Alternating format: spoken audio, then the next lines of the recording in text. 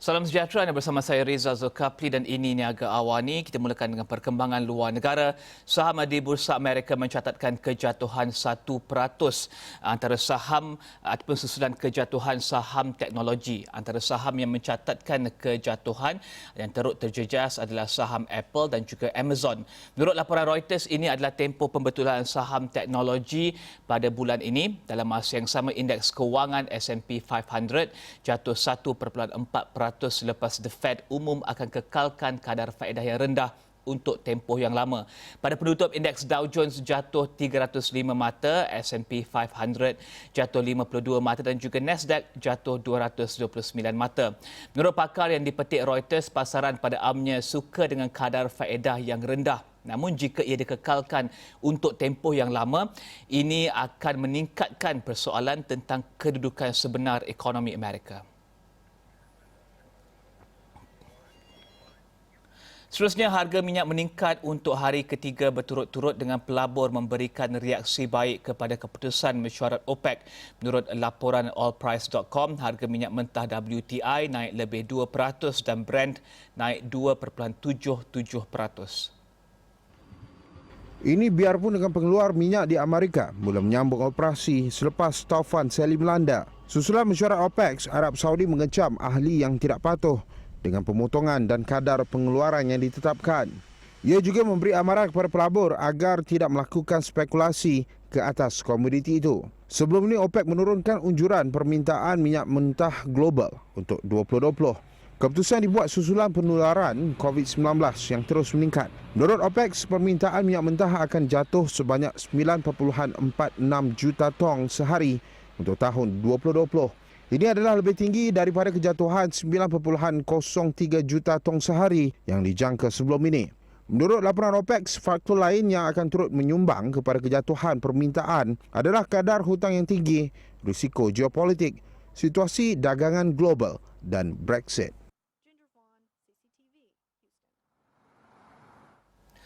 Dan jumlah warga Amerika yang memohon bantuan pengangguran baru jatuh pada minggu lepas, namun pengurangan berkenaan adalah lebih rendah daripada jangkaan sebelum ini.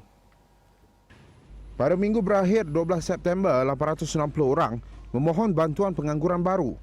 Dalam masa yang sama, jumlah pemohon bantuan baru pada minggu sebelumnya disemak naik. Menurut laporan Reuters, ini menandakan pemulihan pasaran pekerjaan kini memperlahan dan lebih banyak bantuan kerajaan kini mula tamat. Ketika ini, bantuan tambahan $600 kepada penganggur telah tamat dan ia digantikan dengan bantuan $300. Namun bantuan baru ini tidak didapati di semua negeri dan bantuan untuk pekerja syarikat penerbangan akan tamat bulan ini. Dalam masa sama, laporan berkenaan turut mendedahkan lebih 30 juta individu di Amerika Syarikat mendapat bantuan pengangguran pada akhir Ogos. Kadar pengangguran di Amerika pada Ogos dilaporkan pada sekitar 8.4%, lebih baik daripada bulan-bulan sebelumnya. Ini susulan lebih banyak perniagaan yang dibuka di negara itu. 2/3 ekonomi Amerika bergantung kepada perbelanjaan pengguna. Dengan jumlah pengangguran yang masih tinggi, ini akan memberi kesan kepada perbelanjaan pengguna, jualan dan pengeluaran kilang. The Fed pada Rabu komited untuk mengekalkan kadar faedah rendah untuk jangka masa lama, dalam antara lain membantu mewujudkan pekerjaan sehingga ke peringkat maksimum. Dan bersama kita untuk membincangkan reaksi pasaran kepada kenyataan The Fed dan juga pergerakan bursa pada minggu ini, kita bersama dengan Stephen Ines, Ketua Pakar Strategi Pasaran Global, Exicorp. Stephen, let's start with the overnight markets in the US. Despite the announcement by the Fed, key indices were closed lower because of the correction in the tech stocks. Tell us more about that and the announcement by the Fed. How has that affected markets in the US and in Asia? I think there's a couple of things. I think there's an initial read by the markets that the Fed didn't deliver enough. I don't necessarily agree with that view. I think interest rates lower forever is a pretty dovish lean, and I think the markets realize. But I think also markets are pivoting to broader issues and more enduring undercurrents, specifically around COVID, which never ever leaves the landscape, but also to the U.S. election risk. I think we're starting to see a gradual shift and investors' behavior since that precipitous fall on the tech sector. So let's talk about the tech sector. I think that's where all the action's really happening. We had that big fall of 12% in the Nasdaq from recent highs. We've only pulled back about 3%. This suggests to me that although there's a lot of bargains to be had, I think investors aren't really sponsoring those bargains by volumes. So they're being a little bit defensive. And for me, this is all getting wrapped up around the potential U.S. election risk, where given the fact that hedging is starting to come to the fore right now, it's actually quite expensive. So I think the easiest thing for investors to do is de-risk some of those crowded trades. And I think that's what we could see over the next little while. It's not necessarily a bearish environment. It's just a de-risking environment where people are worried about the outcome of the U.S. election. You mentioned the election, and this announcement was made. This was to be the last announcement before the election. Do you think it's strong enough as an announcement before the election? Do you think it's substantial enough for the economy, for the Fed, for the U.S. economy to go into the election? Well, it's two things. There's just a lack of fiscal stimulus, and that's a problem. Even though President Trump has got his eye on the stock markets, he's pushing for the Republicans to offer up a bigger package. Doesn't seem to be happening. Nobody seems too excited. I think people are just looking at the economic data. At least the lawmakers are looking at the economic data and saying, "Oh, it looks fine. Why do we have to add more stimulus?" This could be a little bit of a problem. I think as far as monetary policy goes, I think having interest rates at zero is good. I mean, the Fed don't want to move into negative territory. They want to hold that powder for perhaps rainier days. But I think where the market focus right now is a shift to the vaccine results that are going to trickle in towards the end of the month or the beginning of October. I think this is the next big catalyst. I think this is really going to decide the fate, not necessarily of tech stocks, whether the markets will rotate into more growth-oriented and more cyclical stocks. Right now, the concentration is so isolated, it doesn't take much for the stock market to fall. And especially when you look at Apple, is now 8% of the index, of the S&P index. It doesn't take much to knock the market off its pedestal if one stock happens to have a bad day. And you mentioned the stimulus. We know that right now there's the monetary policy, but what about the much-awaited stimulus package? How important is that versus the announcement by the Fed? And we're still waiting for the stimulus package to be announced. When do you think it will be announced and get approval by the Congress? I think the path to the fiscal is too tight ahead of the election. I don't think we're going to see one now. But will that really affect markets to any great degree? Well, that's the big question. I'm not necessarily sure it will. I think the markets remain pretty much juiced up by the Fed stimulus. However, it's Main Street that's concerned. It's the economic data that could potentially provide a significant negative undercurrent here. Remember, it's not the choppy seas from Fed policy that'll sink ships. It's the negative undercurrents from the economic scrim that continue to draw markets into the rocks, and that's the big fear. People not having checks to go out there and spend is definitely going to weigh into a number of sectors.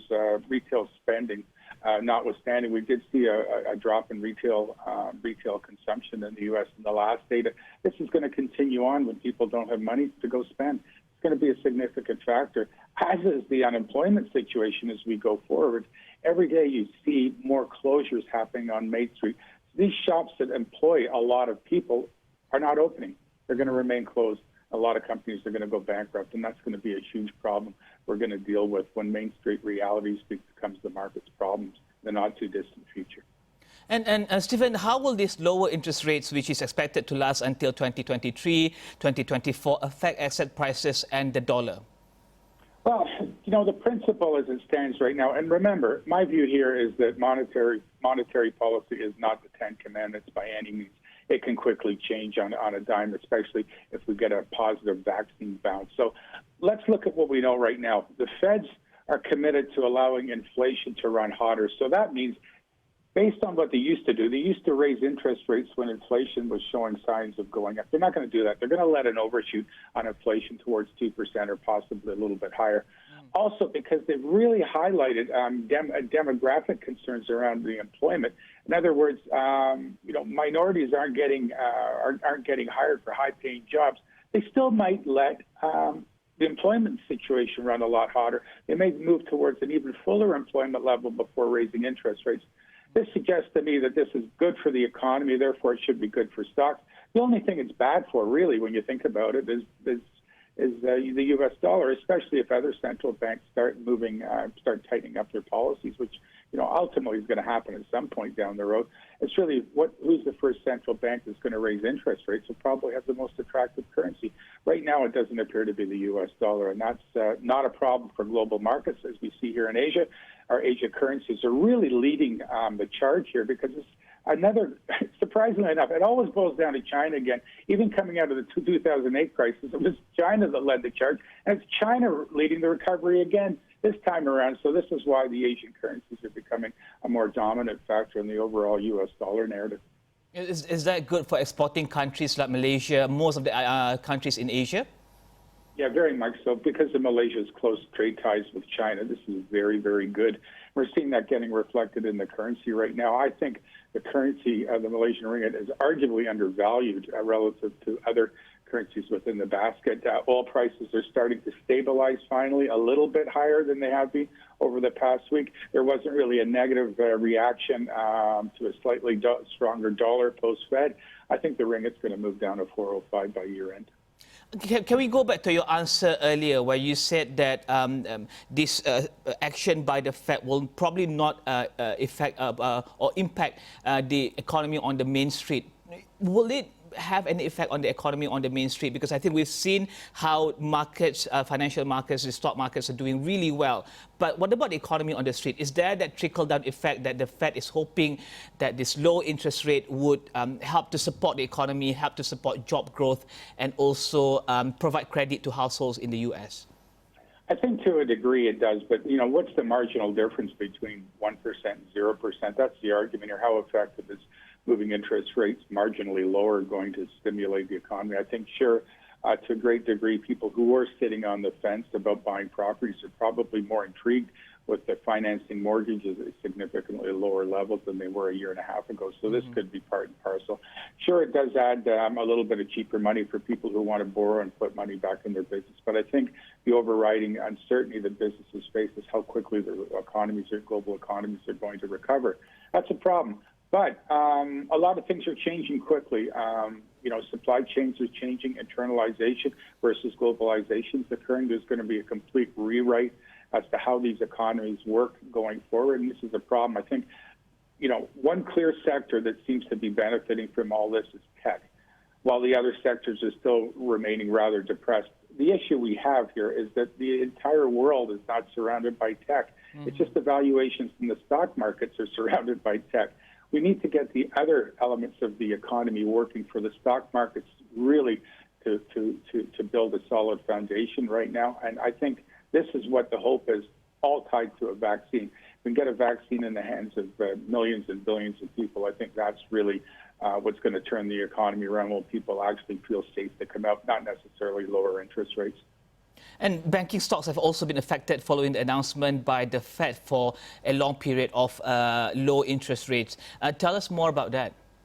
Yeah, there's a direct correlation. Low interest rates are really perceived bad by banks who borrow and relend money with the hope of relending it back at higher interest rates. They can't do that right now, so their margins are getting squeezed. On the other side of the equation, bigger banks still make a lot of money from trading revenues. They're still making some fees, but I think we're going to see a continued retrenchment in the banking industry, and that's probably going to be a bad signpost for the global economy as a whole.